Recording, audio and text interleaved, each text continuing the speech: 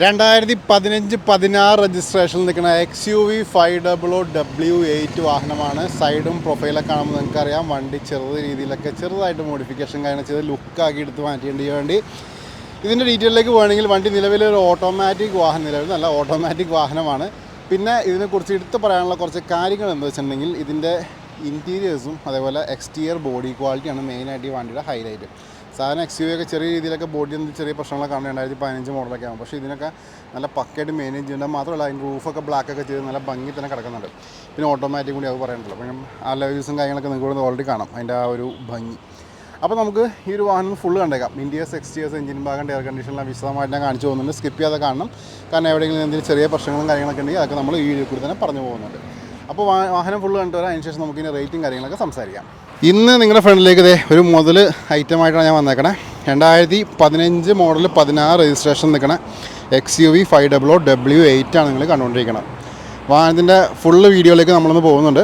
Video skip ചെയ്യാതെ കാണണം.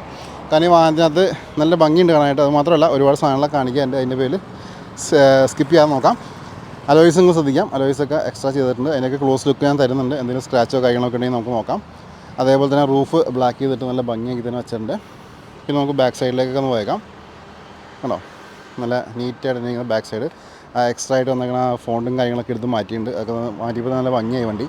അതേപോലെ സൈഡിലേക്ക് വരാം. ലെഫ്റ്റ് സൈഡായാലും നല്ല നീറ്റായിട്ട് ഇരിക്കുന്നു. എക്സ്ട്രാ ആയിട്ട് ഫുഡ് സ്റ്റെപ്പും കാര്യങ്ങളൊക്കെ ആഡ് ചെയ്ത് വെച്ചിട്ടുണ്ട്. കണ്ടോ, നല്ല നീറ്റായിട്ടിരിക്കുന്ന വണ്ടിയല്ലേ.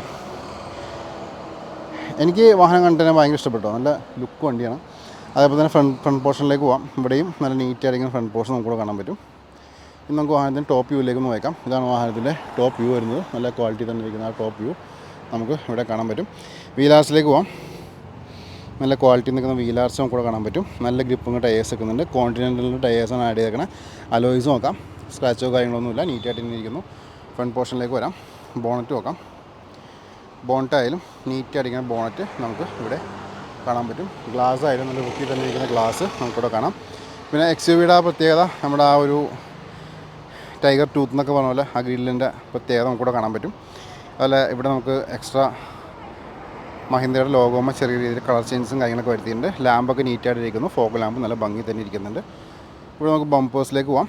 ബമ്പേഴ്സും നല്ല ക്വാളിറ്റി തന്നെ ഇരിക്കുന്ന ബമ്പേഴ്സ് നമുക്കിവിടെ കിട്ടുന്നുണ്ട്. ഇവിടുത്തെ വീലാർസിലേക്ക് പോകാം. ഈ വീലാർസും നീറ്റായിട്ട് ഇറങ്ങിയ വീലാർസും നമുക്ക് കാണാൻ പറ്റും. നല്ല ഗ്രിപ്പും ടയേഴ്സ് വെക്കുന്നുണ്ട്. അലോയ്സും പക്ക ക്വാളിറ്റി തന്നെ ഇരിക്കുന്നുണ്ട്. രണ്ട് ഡോറിലേക്കും പോകാം. രണ്ട് ഡോറും ഇവിടെ നീറ്റായിട്ട് ഇങ്ങനെ ഡോർസ് കാണാൻ പറ്റും. ഇവിടെ ഫുഡ് സ്റ്റെപ്പ് എക്സ്ട്രാ ആഡ് ചെയ്തിട്ടുണ്ട്. ഇവിടുത്തെ വീലാർസും നല്ല ഭംഗി തന്നെ ഇരിക്കുന്നുണ്ട്. നല്ല ഗ്രിപ്പും ടയേഴ്സ് വെക്കുന്നുണ്ട്. അലോയ്സ് ആയാലും നല്ല പക്ക ക്വാളിറ്റി തന്നെ ഇരിക്കുന്നു. സൈഡ് പോർഷനും നീറ്റായിട്ടിരിക്കുന്ന സൈഡ് പോർഷൻ നമുക്ക് കാണാൻ പറ്റും. ബാക്കിലേക്ക് വരാം. ഇവിടെ ഡീഫോഗേഴ്സ് വരുന്നുണ്ട്. അതേപോലെ റിയർ വൈപ്പർ വരുന്നുണ്ട്. ലിഡ് നോക്കാം. ലിഡായാലും ക്വാളിറ്റി തന്നെ ഇരിക്കുന്നു. ബമ്പേഴ്സും നല്ല നീറ്റായിട്ടിരിക്കുന്ന ബമ്പേഴ്സ് നമുക്ക് ഇവിടെ കാണാൻ പറ്റും.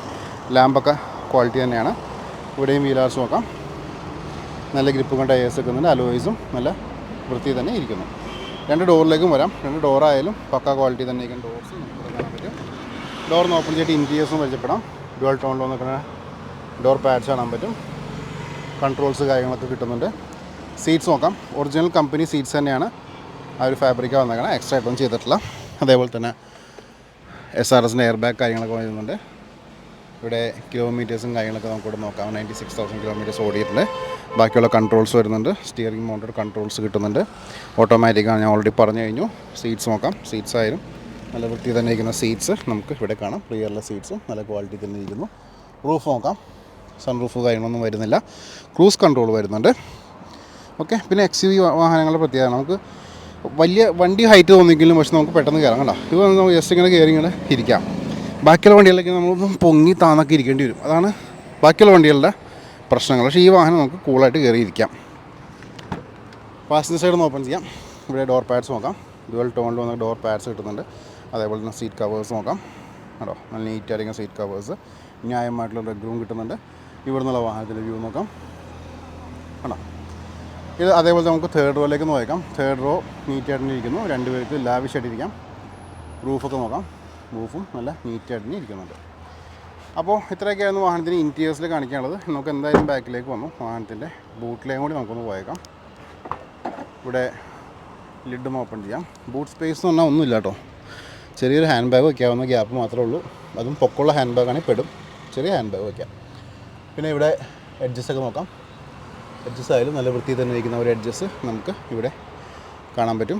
സീറ്റൊക്കെ ഡൗൺ ചെയ്യുകയാണെങ്കിൽ ലാവിഷ് സ്പേസ് ഉണ്ടാവും എന്നാണ് എൻ്റെ ഒരു കാഴ്ചപ്പാട്. ലിഡ് നോക്കാം. ലിഡും യാതൊരു രീതിയിലുള്ള ഡാമേജോ കാര്യങ്ങളോ നമുക്ക് ലിഡിലും കിട്ടുന്നില്ല. നീറ്റായിട്ട് ഇരിക്കുന്ന ലിഡാണ് ഈ വന്നുകൊണ്ടിരിക്കുന്നത്.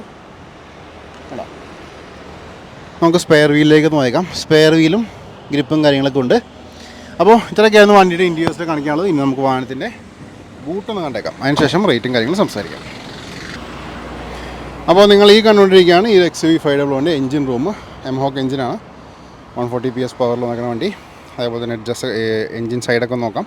ഇതിൽ ലീക്കേജൊക്കെ നമുക്ക് കൂടെ സ്പോട്ട് ചെയ്യാം. വേണ്ടോ, അതേപോലെ ഇവിടെയും നോക്കാം. ബാറ്ററിയൊക്കെ പവർഫുൾ ബാറ്ററിയാണ് വന്നേക്കണേ. ഇവിടെയും നോക്കാം, അഡ്ജസ്റ്റൊക്കെ നോക്കാം.